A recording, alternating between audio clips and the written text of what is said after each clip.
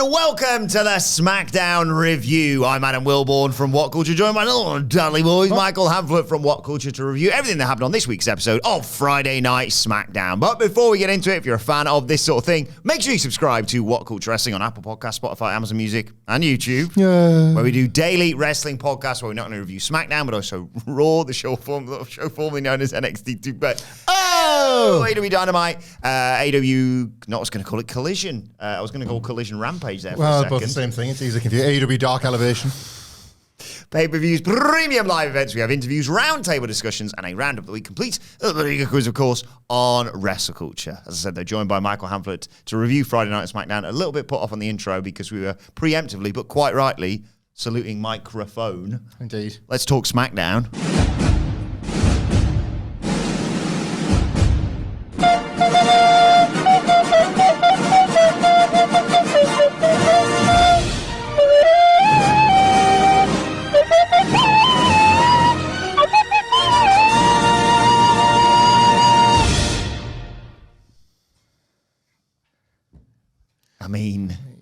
I mean, this is what you watch for, isn't it? I don't know if he knows.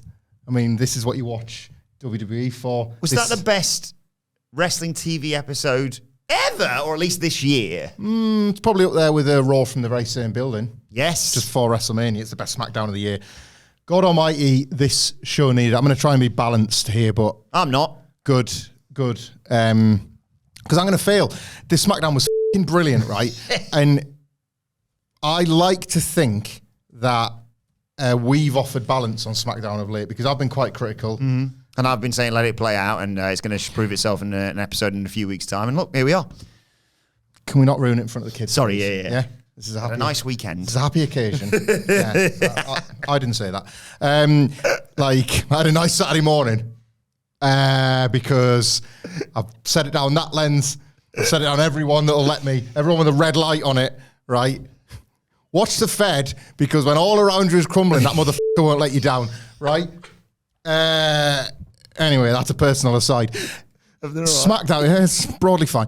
Now, SmackDown was absolutely unbelievable. Yes. I am still vibrating with excitement over it. I was thinking I'm just going to jump all over. We always do when the reviews are this fun. I was thinking on Saturday night, after a long, challenging day out with my children, of the handshake between Cody Rhodes and CM Punk at the climax of, and I mean that word in every sense of the meaning, first segment of this show, and it will sit with me for days still to come, and I use that word in every sense of the meaning. Mm-hmm. Like, this is WWE in a boom, hot fed, hot action. Red hot fed, fed hot red, right? It's what we watch for. It's what you hopefully watch for. It's what, our coverage exists for. The very idea that there's content around the content is because you want to talk about it. You want to analyze it. You want to try and guess the stuff that's going to come. You want to be right on some stuff, wrong on the other. You want to be wowed by the action. If there's things to pick at, you want to critically analyze them, because if you, as we've done for years with AEW, and I certainly think we are now doing with WWE, if you hold it to a high standard, you then want to have those standards met, or ideally superseded by the type of quality that a company is putting out there. And there's an element of vindication, because I understand why, like, WWE can never be, we have this conversation sometimes, can never be a 10 to some. It's the way we were just talking about with Scott in the office. The way it looks is enough to stop people thinking, well, this can be a 10. This can't ever be a 10. It's pro wrestling produced a certain way that I can only ever see as a 7 or an 8 or whatever. If hyperbolic statements about the greatness of WWE is not for you, it might be worth hitting pause on this one and coming back to it when you're ready to engage. If praising CM Punk is not for you, again, maybe hit pause, maybe come back to this when you're kind of in the mood for it. I don't... Cry me a river if you don't like me praising CM Punk, because that's what I see. I mean, there's certainly a lot of fluids gathering around my feet, but it's not from my tears. Like, the WWE right now is obviously, look, we say it all the time, it's so hot. Business is booming, bunch of characters over, gazillion main event level matches being fantasy booked based on the stuff that you've been seeing on television. So it's not really fantasy booking, it's more reality booking. It just becomes a case of the when rather than the if. Touch wood, people not getting injured, people not running out of contracts, whatever. This product is a joy to behold when it is this good. And it cannot be good like this every week. No. It's a 52-week show. We talk about the flaws inherently with content churn and episodic television.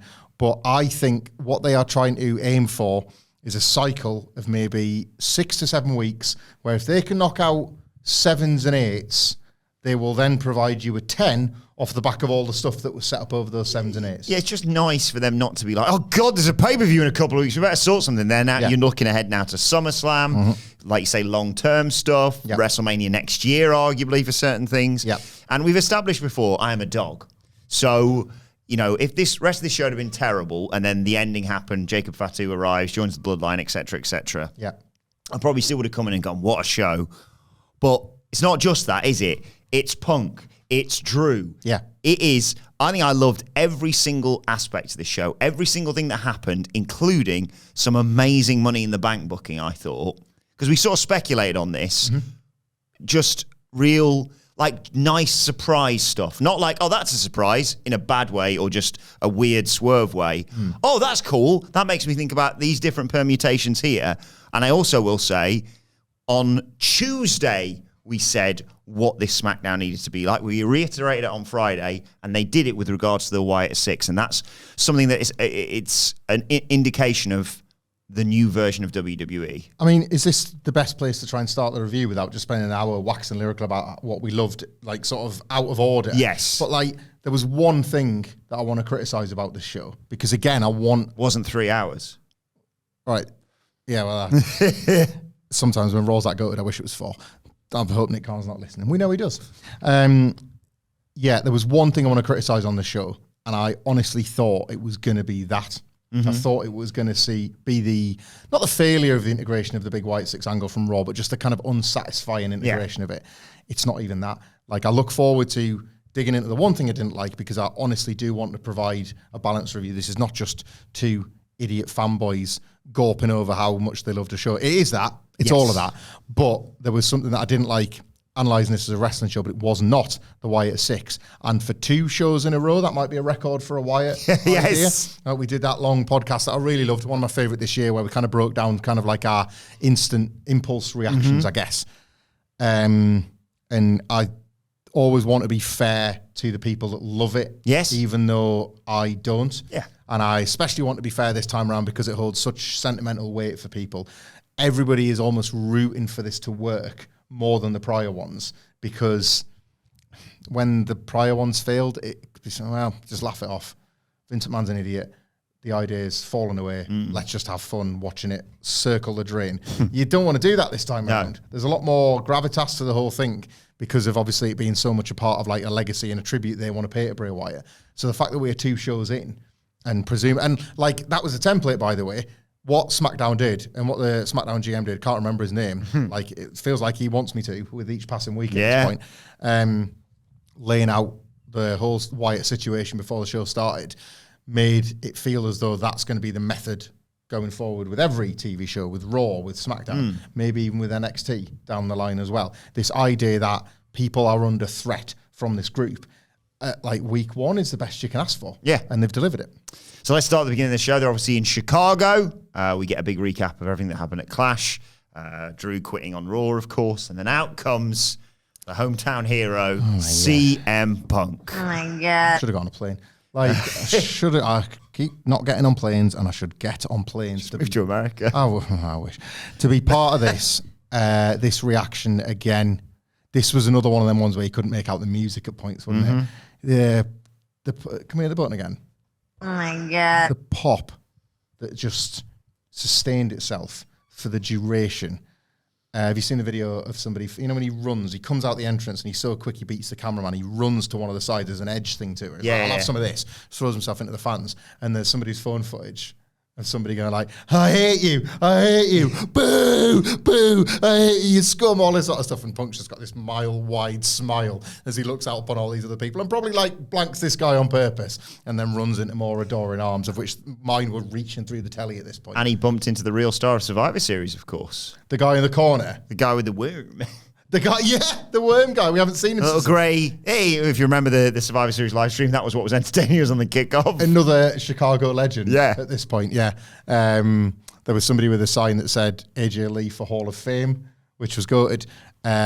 Before I hit the ring, this was, you just knew.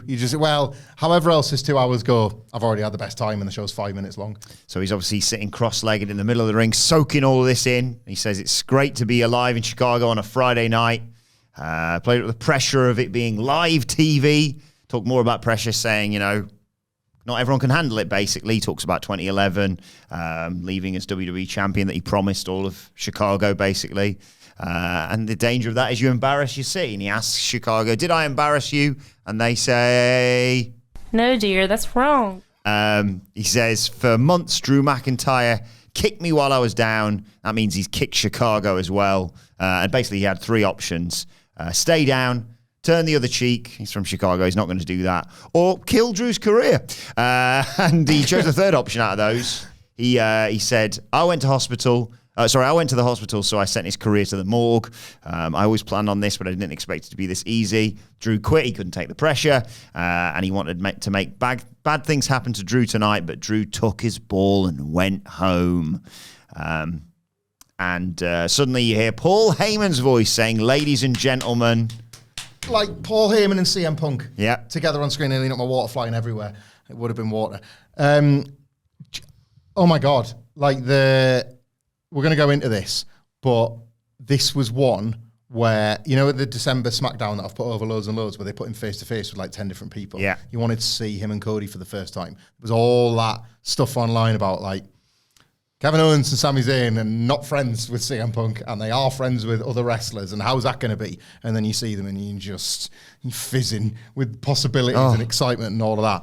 Paul Heyman, obviously, because of his proximity to Roman Reigns, is kind of only ever with Roman Reigns, or maybe the immediate rival of the bloodline or something like that. And the Hall of Fame was this, none of us are in character. Yeah. We know what's going on here.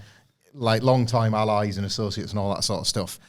So before any more words were uttered, the hitting of the catchphrase and your head is going through the Rolodex of people that might engage with CM Punk on the show, and Paul Heyman wasn't one of them. Yeah. So the 2 of them are going to be in the ring before you even... Like the Bloodline were probably in your head as people that might interact with Punk, but you would have imagined Heyman at the back. So they've already given you this, they're going to be in the ring together. How's that going to go? Yeah. And I thought it's a hell of a tightrope to walk as well, because like you say, you got his association with Roman and then therefore the bloodline and this new bloodline. Yeah. But his history with Punk, and I thought they laid it out brilliantly here. He comes out, he says, look, I'm not here to disrespect you. I just came out as soon as I could. I'm just running late. I apologize. He puts Punk over. He puts over their relationship together. He is the wise man still to Roman Reigns, but he calls Punk his best friend. And he says, it's an urgent situation. There is deafening "We Want Roman" chants, which is so surreal. Yeah. To think from even like 6 months ago. Love how Punk got across that as well. And Punk soaks all this in and says, you are literally the only guy who could interrupt me, hijack this promo, and get the crowd to chant for Roman. And I'm still like, in you come, pal. And he invites Heyman into the ring, and they hug. Heyman hugs a little too tight and says, I kind of needed that. He's on the edge. Yeah. And he said, look, people on the radio saying Chicago's your town, Punk. And that's pissed off Solo Sikoa. And he, through gritted teeth at the least, he barely makes out Solo Sikoa as the head of the table, very begrudgingly. And he says, look, I love you and all that, but if you don't leave, Sikoa and the bloodline are going to come for you. There's extra security around here to deal with the White Six, effectively. But that's also inclusive, presumably, as well, for anyone causing trouble on this show. Not Samoans, though. Not the Tamatonga, Tongaloa, etc. Who are out for blood. And he says, Punk, please just get the hell out of here right now. And he's got a favour to ask as well of Punk. And Punk's like, you're serious, aren't you? And then Sikoa's music hits and out he comes. There's Tama Tonga and Tongaloa flanking him, of course. And Sikoa says, Punk, you've got two options. You either pay respect to the bloodline or we make sure you never get cleared to wrestle again. Punk turns to Heyman.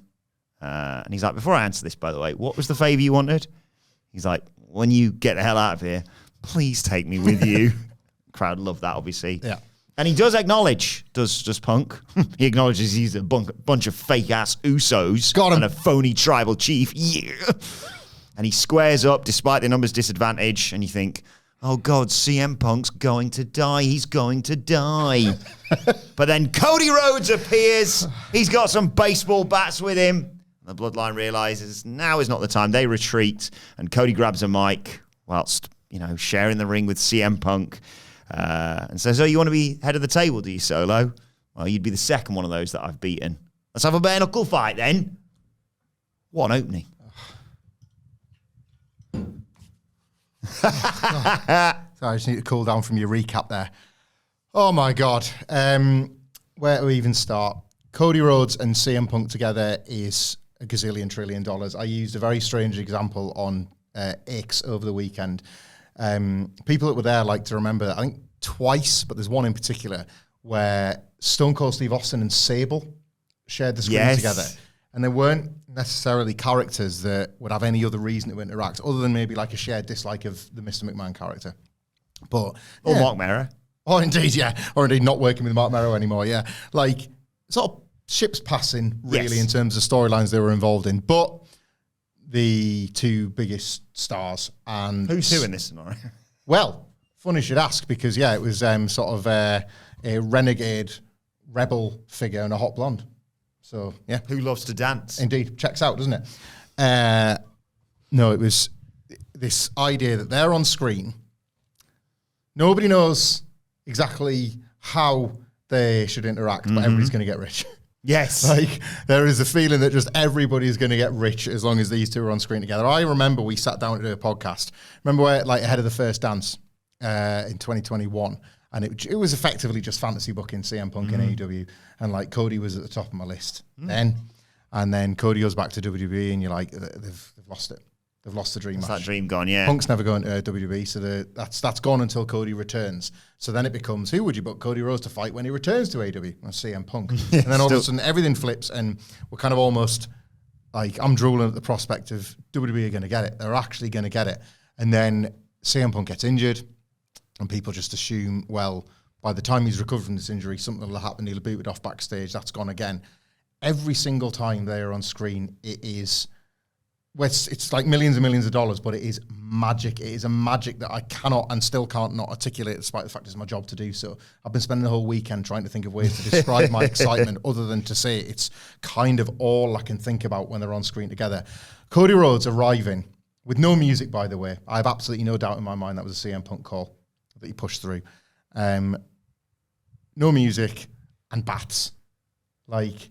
That's how you book pro wrestling, and that's how you book a babyface save, because we know that Punk, at this point, might have people that, like, not want to deck him in the corridor, but they wouldn't call themselves friends. Remember the week that Drew beat up Punk when he revealed he had the injury and Sami Zayn made the save because Sami Zayn's just a good egg? Yes. And, like, Punk and Jey Uso have got an acknowledged bond. Beyond that, has he got anybody, really? Well, he's got Cody because Cody will save anybody because Cody's the guy. Cody's the John Cena, the Hulk Hogan, the Steve Austin. He's the top baby face, and he'll do right because it's the right thing to do. Randy and KO weren't out there. They've got matches tonight, and like, oh no, Punk's been beaten up. Oh God, I was just really busy. Because that's not Cody. Like, I visualize Cody in the back, like halfway through, just like going through what he might say tonight, and then all of a sudden he hears a commotion out in the ring, and he finds two baseball bats and he runs out with a suit jacket. Right, I'll save Punk. I love that. I love that headcanon. The squaring of Punk and Heyman, as we described, that relationship already spot on. And the structuring of this show, as we'll get to later on, as to how this played out, and to Cody rightfully assuming that, like, well, I've done you a solid, Punk, so I can assume that you're with me if we need to fight this battle together, and why that can't happen later on.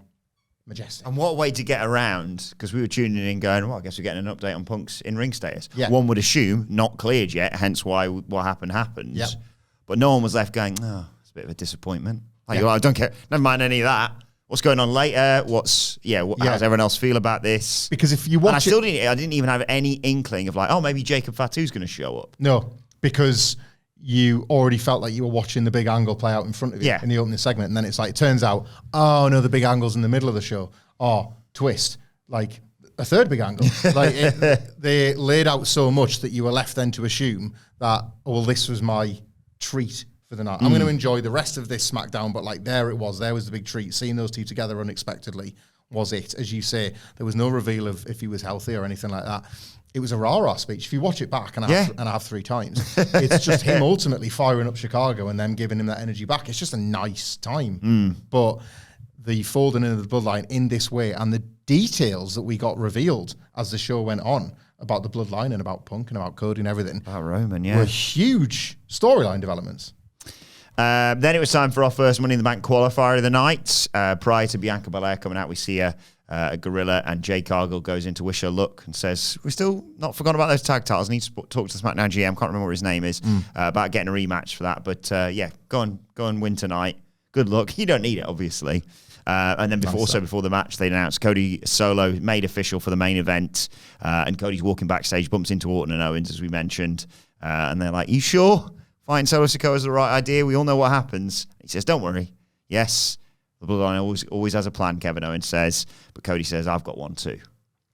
He does. And I think we can discuss why that plan didn't work at the end of the show.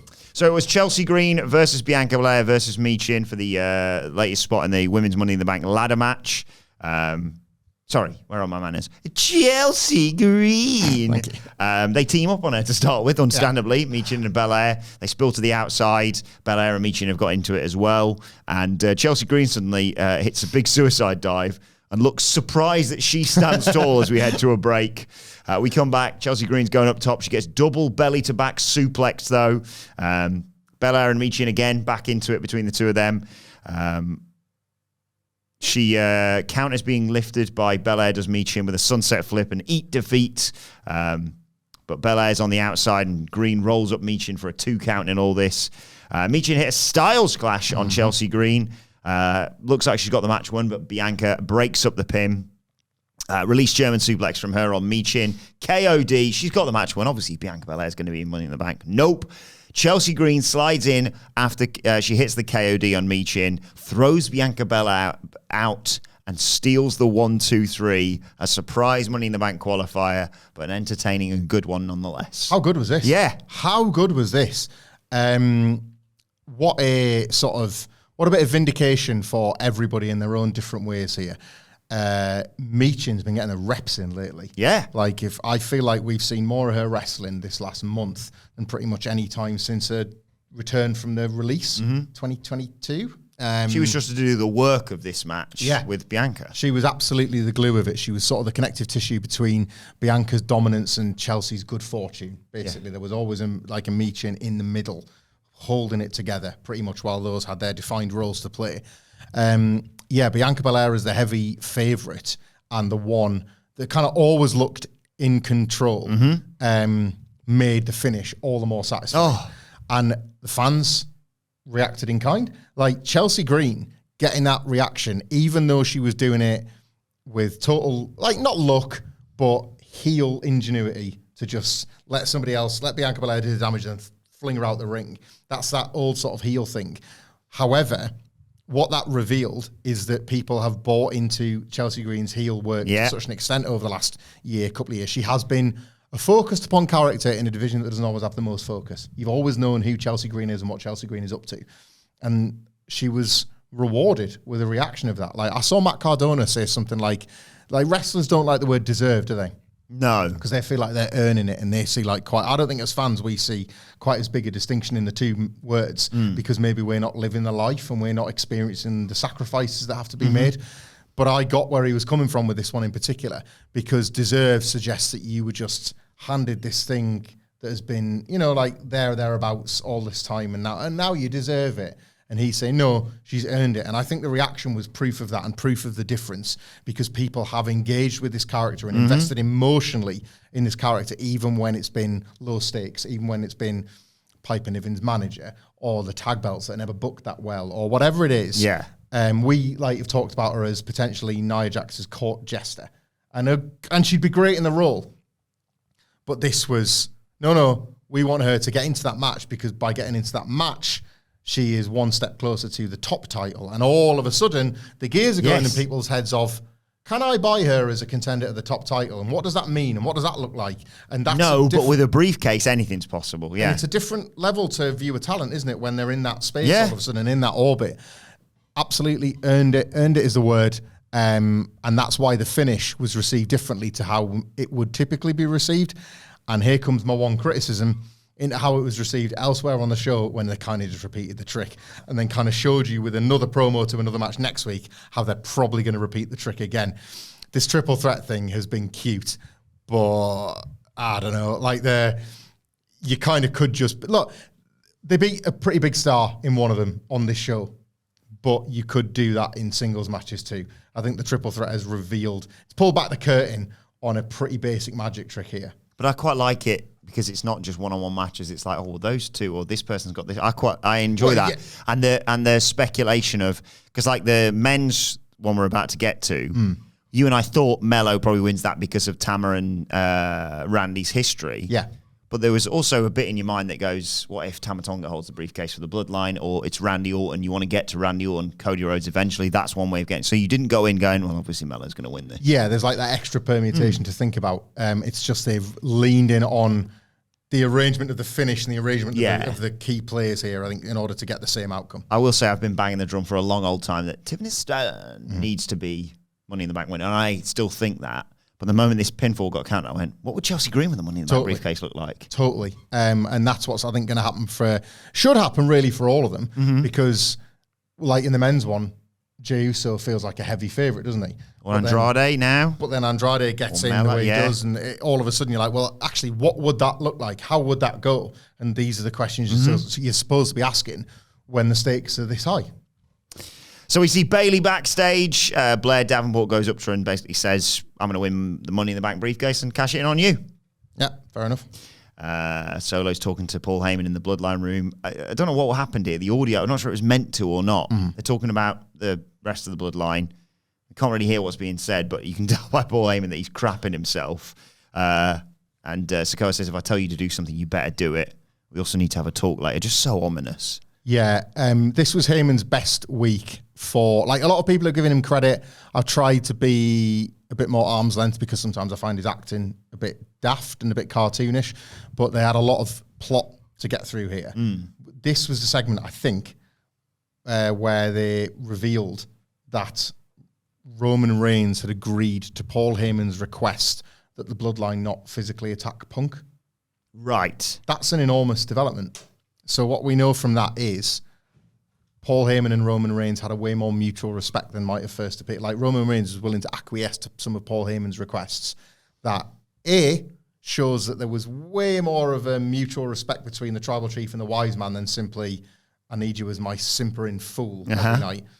It also shows a babyface sympathetic quality to Roman's leadership when you're bringing him back as a babyface, which you never would have wanted to reveal when he was the top heel.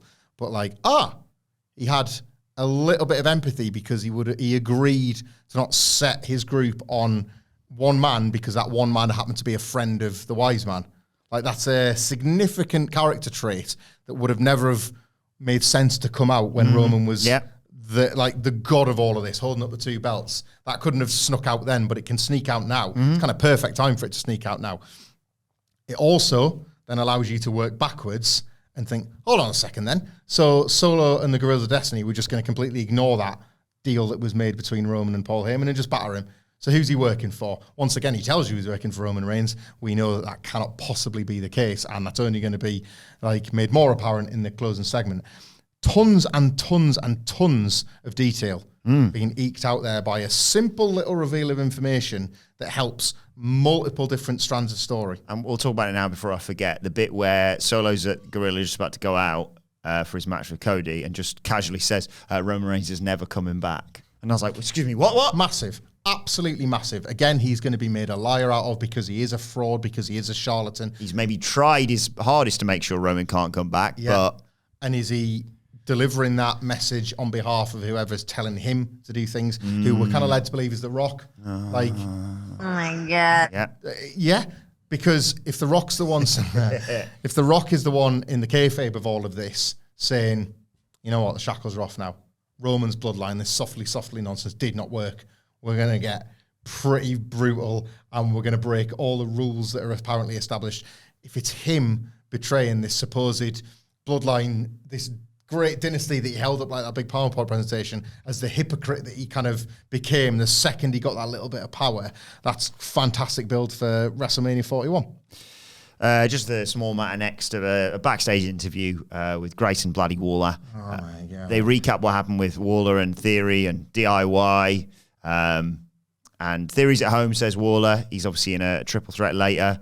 But he's going to win the Money in the Bank qualifier match for Theory in his honor, basically. DIY walk in and you think, okay, here we go. Just going to get into it. And then you hear there's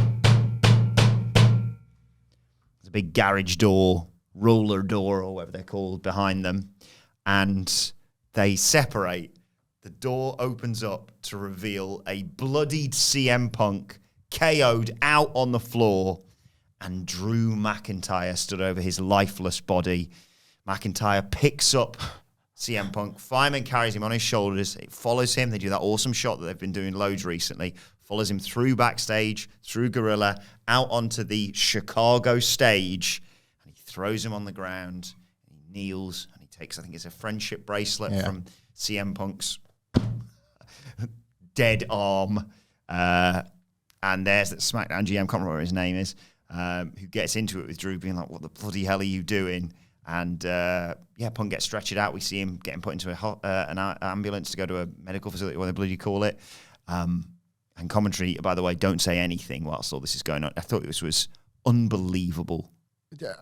Like, if it didn't make for bad audio and video, I'd get you to press the cinema button again. Just for the, and then us all just sit with it for a minute, because I certainly did after I'd watched this. Where to even begin praising this, I'll tell you where, with a tiny little bit of criticism, because that's the kind of arseholes we are. The blood around the mouth looks a bit stupid. Looks a bit like a clown. Yeah, did. Really enjoyed his jam sandwich. Because my youngest son, who watched the main event of Clash at the Castle with me, and then kind of was curious as to why this man had just come in as a referee, and I was able to give him the nuts and bolts of this story, was also watching this with me, and had kind of asked and said, oh, what happened with Drew McIntyre? And I was like, well, he left. He was so sad about what happened, he left. And then he's kind of like on his iPad, not really paying attention. And I was like, I thought he said he left. I was like, I know, son, I thought he left. This is the greatest thing in the world. Why don't you love it as much as your dad does? But he did say he saw Punk's face, and this is an 8-year-old, and he just went, oh, he's bleeding. So he didn't go, that looks fake. Yeah. So it passed like the smell test with a kid, but come on, like just have it on his side of his head, whatever. Like you put a bullet in Chad Gable's temple and he's back wrestling on Raw. So like and it was on, and there was blood on Drew McIntyre's hands. Mm-hmm. You get it? Like, so the whole thing, the use of the Allstate Arena, like branding on the garage door, Punk's building, right? That is Punk's. But he said as much in his promo, like, pressure is a privilege, and on that night at Money in the Bank, I got to live the dream of having that privilege in front of all of you people where Drew McIntyre failed. We thought that was just one of them little Triple H connection things, and it was just a fun, no. That Allstate door, the arena, disappearing from view to reveal the silhouette of 100-foot tall Drew McIntyre standing over a bloody and beaten CM Punk, who was obviously stood in the car park on his phone, having no reason to see him coming because Drew had finally realised, I'm going to have to go about this a very different way. Already hit the button. Oh my God. Oh my God. Punk is a genius, and he understands that wrestling is way more about moments than matches, and he understands that images are what define a story and a feud, and there are already more in this feud than any in wrestling. It's the best thing in wrestling this year. It is, and they haven't even wrestled, and it's July because matches are only part of it. We have lived with the magic of this since January, and it's not got boring. It's only got hotter because it's all about plotting and structure and anticipation. With an injured CM Punk, by the way. With an injured CM Punk, with a partially injured Drew McIntyre, with every sort of way that you can tell a story in 2024. They've used wrestling on television. They've used wrestling on pay-per-view. They've used wrestlers' hometowns. They've used social media.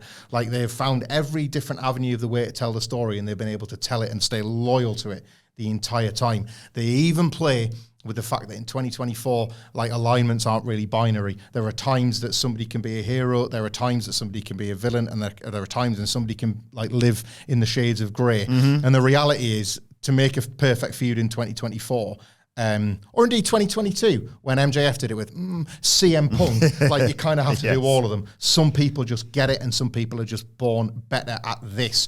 CM Punk is one of those. Drew McIntyre has become one of those. Yep. Everybody has made the comparisons to Bret and Austin as well. They should. It's another classic.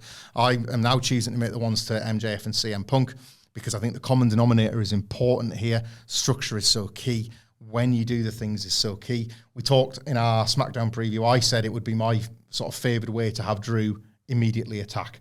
Like, have the quitting be part of the latest lie that Drew McIntyre has told himself, rather than I got why people would want him to go away and do the patient thing, but there was no better place to get the heat, as this was evidence. Delaying the inevitable. Yeah, this was the destination with which to get the heat. So get both. Yeah. Have CM Punk get to take his victory lap and immediately be decimated as a result. Because in any other context, this is Punk getting his just desserts. But it's all about how you frame it. Drew McIntyre. And you're funneling the viewers of your biggest show to your second biggest show, which is already dominating the conversation because the White Six as well. Yeah. Like, for them to say Drew McIntyre will answer all of his critics on Monday Night Raw, that's episodic television done right, but you've given the live crowd the live experience and how that's broadcast onto television. Like, you've capitalised in every single possible way. And before that, you've had Cody Rhodes tell baby faces who are not clued in on the plan, I've got a plan. Well, we don't know this yet, but that plan's just been taken out. Like, we can assume that bats in hand, Cody said to Punk, look, I'm pretty sure the Bloodline might attack if you got my back. And Punk said, of course I do. Let me just go make a phone call. Like, decked, left for dead by Drew McIntyre. If indeed this is the reveal that Punk isn't cleared yet and we need another delaying tactic, amazing. Wrestling's fake. I will now buy that Punk is more injured than ever. Of course I will, because of how affected this visual was. And also answering the question, like, if you were so desperate, if he is cleared, and you're so desperate to fight him, why wouldn't you fight him in the next possible opportunity? Yeah. They're dragging this to SummerSlam. Obviously, it's going to be one of the biggest things on that card. It's gone beyond it. It's gone beyond it. Drew McIntyre, what is a kind of thing that I think is going a bit under-discussed about this story, because every other layer of it is fantastic. You don't even need it. I actually think there's an extra layer here that is going sort of, it's in the background a little bit, and walk with me on this. CM Punk kind of uses WWE's own institutional ineptitude to screw Drew McIntyre with that referee shirt stunt. Yes. It's like, it's a bit Kevin Owens sort of, I can make this daft plan work because this system's kind of daft and rigged in my favour, and it works, right? Wade Barrett is scathing about this, and Wade Barrett gets fined. On Raw, Pat McAfee draws attention to the fact, when Drew McIntyre was quitting, that the system sort of has failed him. Punk's done this, and what? It's just funny. Like, it's Jay from the In-Betweeners, isn't it? We're all just going, funny, right? And Drew, you're with Drew McIntyre to an extent where you're like, you probably would quit. Like, how has Triple H not looked at that and said, rematch on Raw, right? He hasn't. He's gone into the press conference, he's taken a softball question about Punk, and he said, it's great having Punk back. Love the guy. Punk said, I've made a deal with Adam Pearce. He's going to let me miss Raw to announce my medical status in Chicago. Drew's like, another red carpet, is it for Punk? Yeah. Like, I'll make a red carpet. It'll be a carpet made red with his blood, right? Red carpet after red carpet. No wonder he goes out there and be like, I cannot even walk into a building without you chanting his name. Like, my employers won't support me. When somebody with a voice at that headset, at that desk, tries to go to bat for me, he is fined for speaking out against him, and now this happens, right? I do the only thing left to do, which is an act of brutal physical violence, and what happens? A GM sends me packing, gets in my face. It has sort of protected CM Punk, hasn't it? Yeah. Which gives Drew McIntyre that righteous indignation all over again, as if it's day one of the feud. Everything that has happened, and you can still take it all the way back to Drew's, why are we Why are we just sanctioning this? Like, am I the one taking crazy pills? Like the Frank Grimes, Homer Simpson thing? Like, it's right the way back to day one for him now. And what did we always say about MJF and CM Punk? They were two men through the rankings that were on course to win the title that sort of bumped into each other. And what happened the second Punk won the feud? He was ahead of MJF in the rankings and he went to fight for the title. These were two men for the Royal Rumble locked in a quest to win a belt. This is a diversion. This is a life-ruining diversion for these two men that when all of it is over, Drew won the belt and he had it, but the diversion was bigger.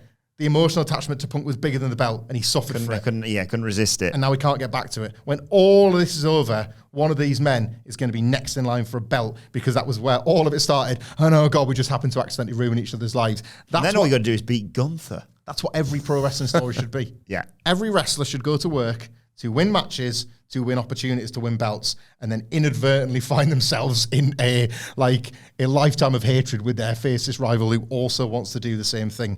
It gets no better than this. This is absolute, like, elite tier.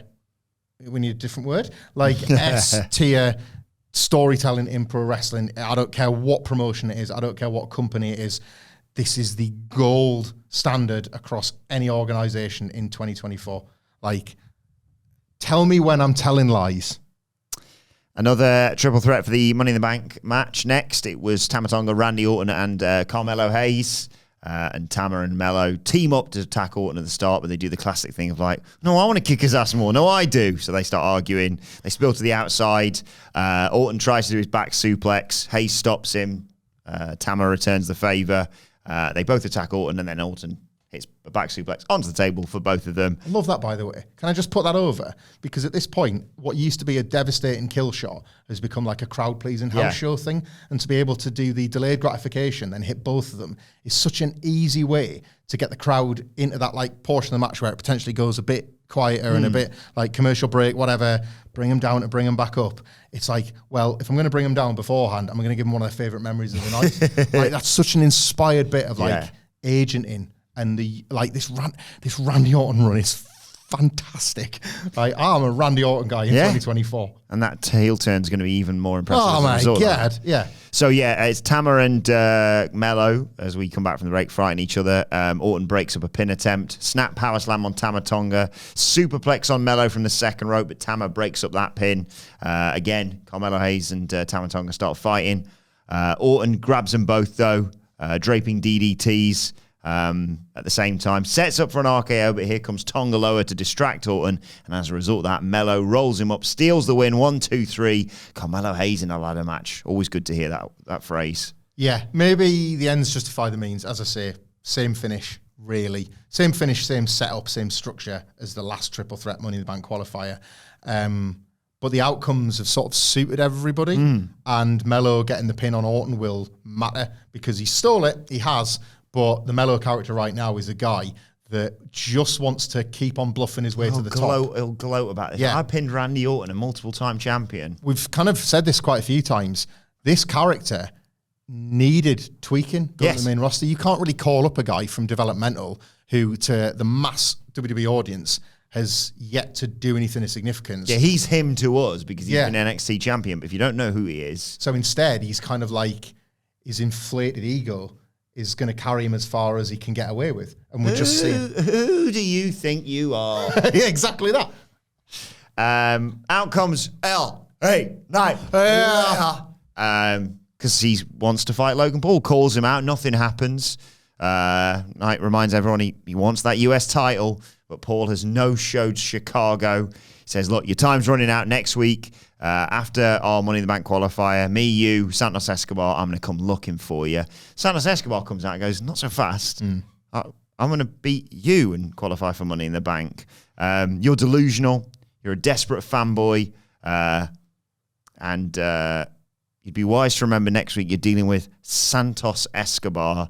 And LA Knight's like, bothered by that. I beat you every time I face you. So Escobar tries to cheap shot him. He gets hit with the BFT. And then LA Knight, as this is going on, and there's a great clip on social media of Logan Paul in Gorilla just waiting for his moment. LA Knight nails him in the BFT, starts cutting a promo down the lens to Logan Paul, who slides in and KOs LA Knight with that big right hand of his. Some good and bad to this. Typically, you can't protect everybody, so don't try. What happens when you try and protect everybody is a cycle we got trapped in for about 20 years where nobody gets over. And this was what this was. And people got over, so it's far less of an extreme. I feel like Santos Escobar was the original version of a very predictable whodunit angle is taking place in NXT. And when he ripped off the mask to reveal, I think it was me. It was like, yeah, we knew that months ago. Like, it sort of feels like that next week, doesn't it, when you preview the match? Who can possibly win this? It's Santos Escobar. Like, what they tried to do here was, in the knowledge that everybody had, that Santos is probably going to win that three-way, in much the same way Carmelo Hayes and Chelsea Green did. Again, I feel like that's the problem here. Well, the thing is, I disagree on that point. Okay. I can 100% see Logan Paul being put in the Money in the Bank. Fair enough. And him being like, hey, I'd love to defend the US title, mate, but I'm already in a match. Yeah, fair enough. And imagine him being fingertips away and being like, I really like the booking idea of it, but most fans would be like, you can't be Mr. Money in the Bank, because if you're Mr. Money in the Bank, that means Logan Paul's going to be a world champion at some point in the next 12 Stressful, months. isn't it? And then LA Knight's like, oh, you screw me over all the time, never give me a match. I'll tell you what will make you want to give me a match, me costing you that briefcase. Yeah, it's... Or vice versa, LA Knight's like, I'm going to get the briefcase and cash in on you. You know what? It's been done before for the US title. And Logan Paul's like, right, I need to go and mist him with some Prime when he's at the top of a ladder, despite how it would be the deliciousness of the Prime that would knock him down, not the blinding in the eyes. And obviously, Prime is delicious. Give it to your children and send more to the What Culture office. It's my birthday soon, so, Yes, if you want for the latter one, don't give it to your kids. Yes, on both those pitches. However, if you're doing that, you absolutely can't treat Santos Escobar like a bag of crap, and he was treated like that. That was what I felt like. What I was watching was LA Knight getting his before Santos Escobar gets his. And this is, I think it's like everybody gets a bit, and it's like, well, nobody gets the lot, and sometimes you've just got to give somebody the lot. And maybe you're right. Maybe one of those is going to win. It's just like, well, tough tit, Santos Escobar, sucks to be you. But it felt as though he's going into the match. These two were too consumed with their own sort of hatred towards one another, which, by the way, I do think is still very effective. I'm absolutely buying LA Knight and Logan Paul's rivalry. The one thing, what was Logan Paul wanting the time check on? He kept holding this for 30 minutes. Oh, I have no idea about this. Did he promote himself online as being in another state or something, and then there's some bit where he's flown there? Maybe. I wondered what there was to that, because I hadn't caught up with, I hadn't seen the digital exclusive. I just saw the moment where he's like, now I'm going to jump him. Yeah. And the speed he gets that, by the way, because you're in gorilla with him, and it cuts the screen, and then suddenly he's there. And it is pretty cool, because obviously he's hitting him with the loaded shot as well. So taking that from behind, that's Logan Paul's own hidden blade, isn't it? Basically, hidden rod. It's got surgically implanted. And we got another triple threat for the Money in the Bank match next. Grayson, Bloody Waller, Kevin Owens, and Andrade. Owens got attacked by the Bloodline during his entrance, but Randy Orton, his good mate, appeared and chased them off. His legs kind of messed up, but he's going to carry on. He limps to the ring. Yeah. Nice early near fall from Andrade on Waller. He hit him with a spinning elbow, I think it was. Yeah. And I thought, oh, cool, match is over. They spill to the outside. Owens hits a swanton. They fight on the apron. And I think, if I remember rightly, Owens clotheslines Andrade back in the ring, and then he sunset flips out of it. My and God. Slam powerbombs Grayson Waller. Oh my God. And I thought for a second, oh, Andrade's back. And then I thought, wait a second, he'd be great in Money in the Bank. Yeah. I know he's been in it before, but you'd buy him. I don't know who wins Money in the Bank right now on the men's side of things, or even who I want to if Bron Breakker and Sami Zayn aren't involved in it. But by God, I was like, that shut a lot of people up who were like, oh, if what I'm hearing is true, what a shame for Andrade. If what I'm hearing is true, it's typically a shame for us, because I find his matches really boring, but it was nice to sort of feel something for Andrade again. This was one of them spots, this sunset flip powerbomb. It's 2024, I shouldn't be saying, like any other sunset flip powerbomb to the floor. But you do get this sort of stuff more and more in wrestling now. Remember when Sasha Banks did that dive at WrestleMania 32? And you couldn't really grasp the physics of it, because she appeared to rotate when there was no time left to rotate, and made it look as if she meant it, rather than just, well, I'm going, I'll keep moving forward. There doesn't seem to be enough floor he's so tall. Yeah. There's not enough floor for Andrade, and yet he just bends his legs somehow just enough to create the room to drill Grayson Waller. It's a thing of beauty that is also disgusting, because it's like, right, I'm just going to dislocate both my knees to pull this off. Bang, like that. And as a result, all the more brutal and painful. Yeah. And you come back, and Andrade's cleaning house, running knees to both of them in the corner. Owens fights out of it, though, but walks into a double downward spiral from Waller on both of them. He goes to do the A-10 Dan-Ander, or A-10 Dan, I should say. That gets broken up. Waller kicks Owens in the bad leg. Andrade and Waller go into the corner. Owens powerbombs both of them down. There's like a bit of a Tower of Doom, basically. He hits the Swanton. That gets a 2 count on Andrade.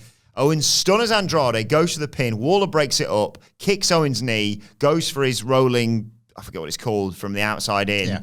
But Andrade's recovered enough to just grab him and hit that awesome new finisher of his. 1, 2, 3. Andrade's in Money in the Bank as well. Perfect sort of time, really, for him to fight Waller so he can use the finisher as a counter.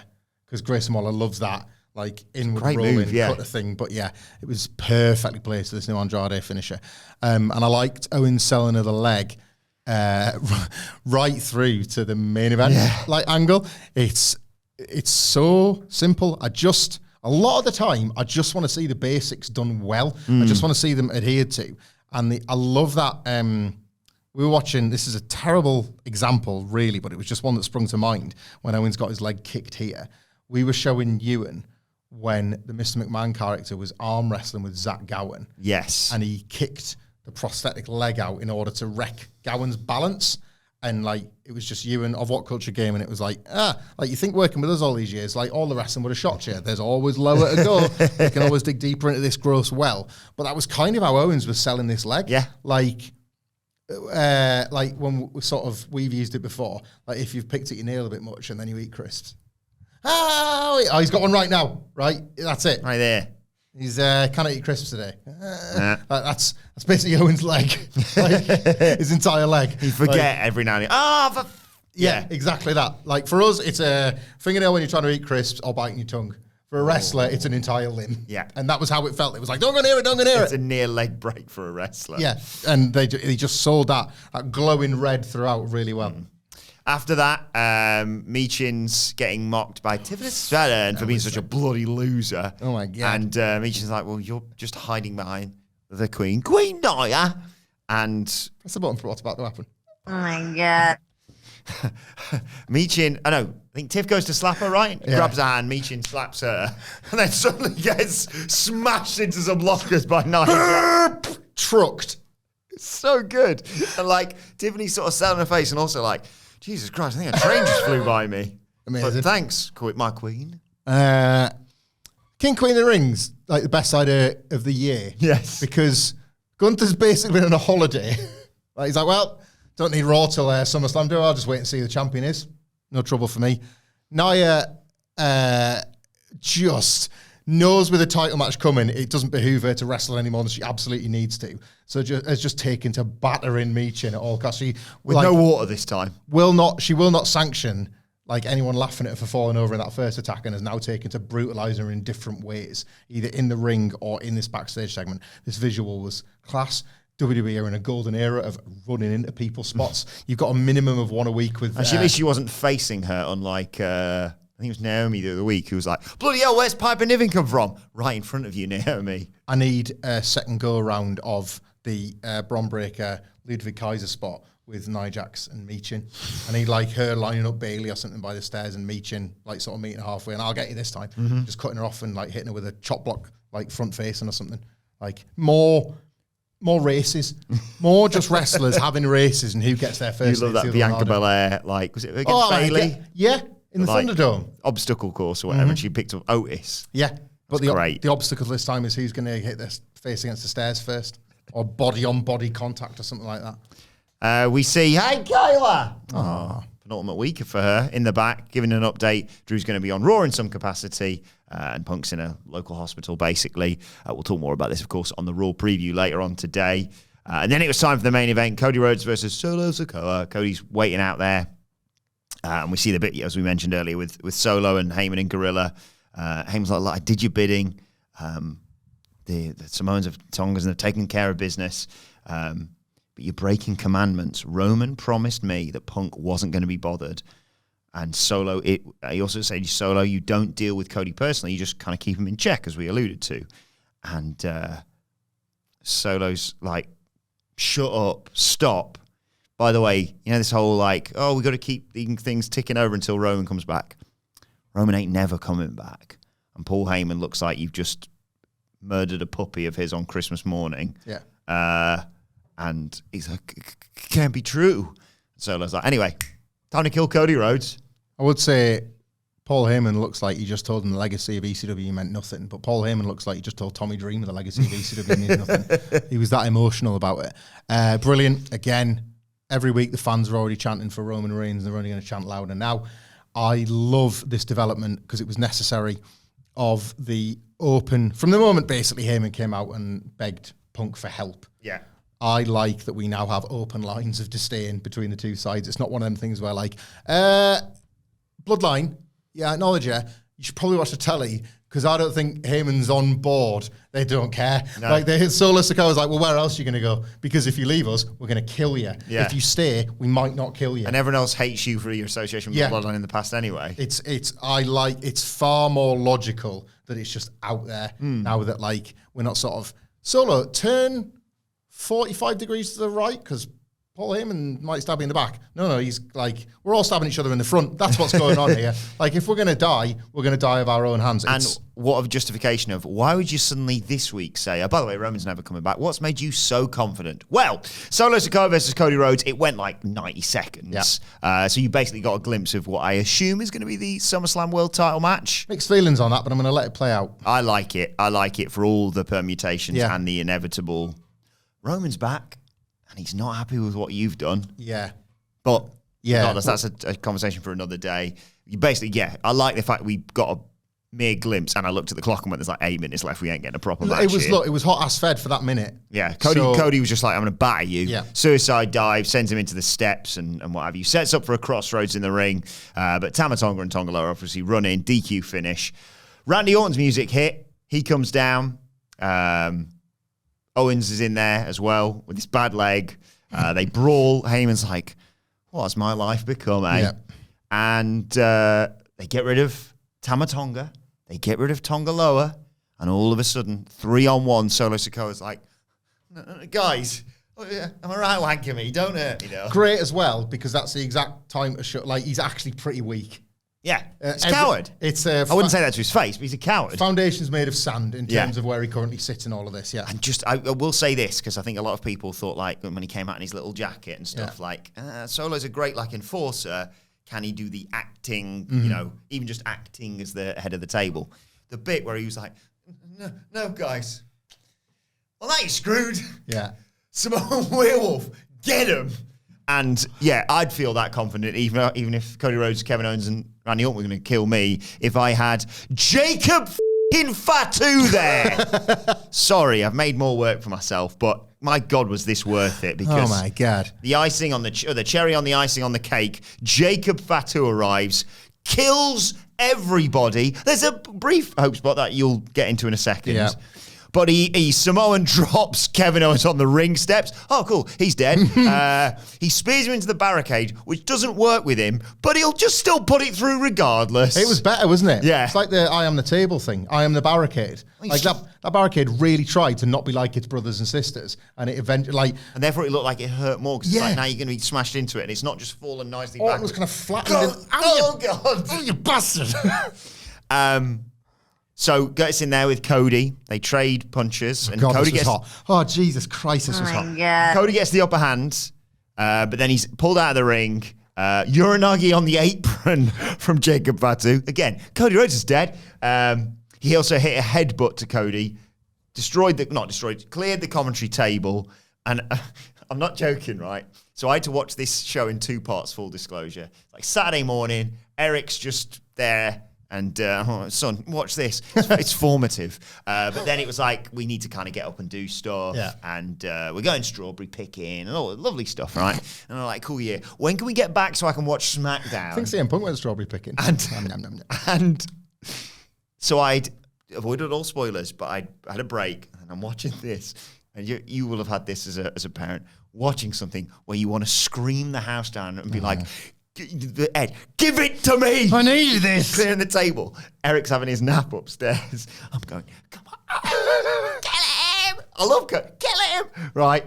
puts him on the table, goes into the ring, climbs up there, huge splash, boom! Cody, I've seen it loads, but boom, he's dead. He's broken 2 of his ribs. I believe everything that Cody said at the live show over the weekend. He's dead. Smashed him through the announce table. Solo Sikoa scored a last-minute winner at the Euros. Yeah, Jacob, come here! Yeah, come on, everyone throws up the ones. I throw up the ones at home. I don't know what's going on. The Bloodline, the now 4-member Bloodline, or 4 new version of Bloodline members, stand tall and wipe me dry.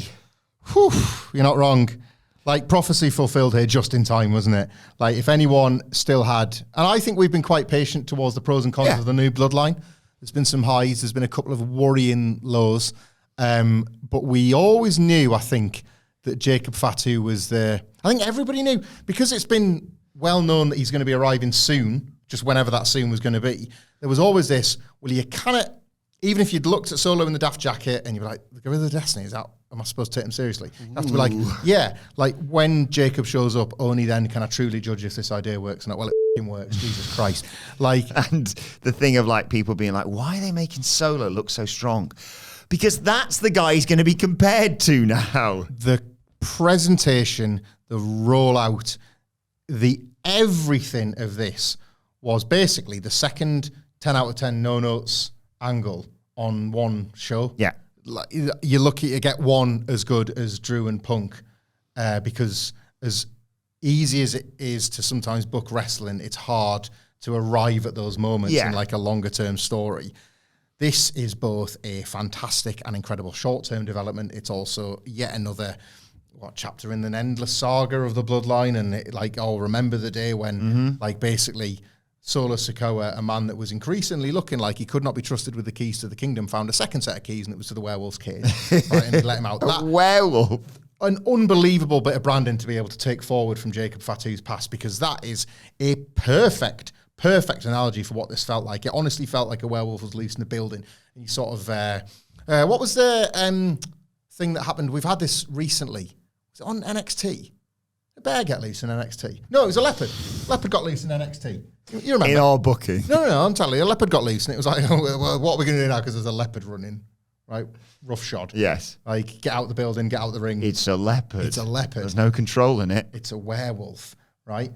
That was how it felt. The commentary was incredible. Like, if you've, where, by the way, are the WWE fans on Twitter when AEW just debuts a wrestler called, in inverted commas, hot as balls because everybody knows this wrestler? Where are they this weekend going, I don't know who he is? Where's the video package? Because every debut of a hot star plays out like this because they're a hot star. The commentators told you instantly that this is not a man to be trusted. The man himself and the performance of his attack let you know, well, he's just taken out the 3 biggest stars. He's gone nose to nose with Cody Rhodes in that punches exchange, by the way. I was like, well, actually, no, is that the SummerSlam main event? I think I want that instead. Yeah. But I want to isolate for praise the specific bit of the attack where Kevin Owens, who had time to look upon this monster and is a babyface, he's only got one leg, but he's going to be brave about it. He's just taken out Randy Orton, I think. Yes, Cody probably. Rhodes briefly from behind, but Owens has had a second, isn't he? It'd be stupid of him not to be like, well, I can get him. Gets him, and Jacob goes, tough shit. Your stuff means nothing to me, and just decks him anyway. Like, this wasn't like a sort of traditional Samoan no-sell. This was like, I'm too pumped full of whatever goes through my veins. Yeah. It couldn't be stopped. Nothing was stopping him on this night, not anything. If friggin' Tamatonga or Tongaloa had gone for him, he'd have swiped them too. Yeah. It was just that kind of night. Even they got in the ring to do the big sort of 4 pose. They're looking at him, looking at each other, looking at him. Oh, well, he's on our side at least. Yeah, for now. For now, let's just go with this, and then we have to run away because a leopard's gotten loose, right? Everything was perfect. The commentary was perfect. Thank God the table broke, because it was as you say, that last explosive visual that made it. He was in the air about 45 minutes, I think. It was beautiful. Cody Rhodes has broken 2 ribs. Even if it's a work, I'll buy it. I want to buy it. Taped up ribs for the presumable 3-on-3 at Money in the Bank, maybe? And Solo... Imagine that 3-on-3, but we've got a werewolf on the outside just in case. I have gone now from wanting Solo and this Bloodline to face. Let's just go with the 4: Roman, the Usos, and Sami Zayn. Yes, but there's a number of people you could slot in, right? But let's just take those 4. I've gone from wanting Roman to say yeet. Yeah. And to acknowledge the Usos, because we never got it, and the Usos coming back together and all that. I want all that. I want it so much. And just thinking about it, right? I've now gone to wanting Roman to sort of have that moment with Cody. And he's like, mate, you ended it. You brought me down. It got no lower than it did for me at WrestleMania 40. And Cody be like, well, I kind of understand that because it got no lower for me than WrestleMania 39. Like, our wars took us both to personal lows, but it can take us to brand new professional highs. But in order to do that, we need to stop these. I need someone who can stop the bloodline. Yeah. It's like, there's like 15 mega powers here. It's like, that's what I'm dealing with. Is that Cody could go to Punk, Cody could go to Roman, Cody's already gone to Randy, who is going to turn on him, like at some point down the line in all of this, by the way. What happens when Solo fights Cody Rhodes at SummerSlam, if indeed that is the match? Because like he's got a werewolf, he's got a leopard running around the building. Like how does Cody deal with that? Like it's a bombshell, it's an earthquake, it's all of those things. It's hot ass fed. H-A-F, that hot ass Feddy, right? And going into SummerSlam, where traditionally you want to load this stadium show up with a load of big stuff. I get it. In a couple of years, it's going to be 2 nights. But following SummerSlam traditionally is that like notoriously the coldest time of the year. Is it? Because someone needs to tell WWE that. At the moment, we've got this run into SummerSlam. Then there's going to be Bash at Berlin, which is potentially Gunther defending his world title if he indeed wins it at SummerSlam. And whatever else comes off the back of this massive showdown that could like tee up the return of Roman Reigns. Like, is it going to go cold? Or is it just going to be a long, hot winter where it's 95 degrees in the shade? I don't know. But like this SmackDown, I mean, there was something kind of going on. Because I'm going to watch it when we get back to our desks. Yeah, I want to go back and watch it again now, actually. Let us know your thoughts on SmackDown, though, in the comment section below or on X at WhatCulture WWE. I'm absolutely knackered. I'm satisfied and smiling. Whilst you're there, you can follow both of us. You can follow Michael Hamflett at Michael Hamflett. Follow me at Adam Wilbourn. Follow our brilliant producer at It's Adam Nicholas. Make sure you subscribe to WhatCulture Wrestling wherever you get your podcast from. We will be looking ahead to Monday Night Raw a little bit later on and reviewing AEW Collision. But for now, this has been the SmackDown review. My thanks to Michael Hamflett. Thank you for joining us, and we will see you soon.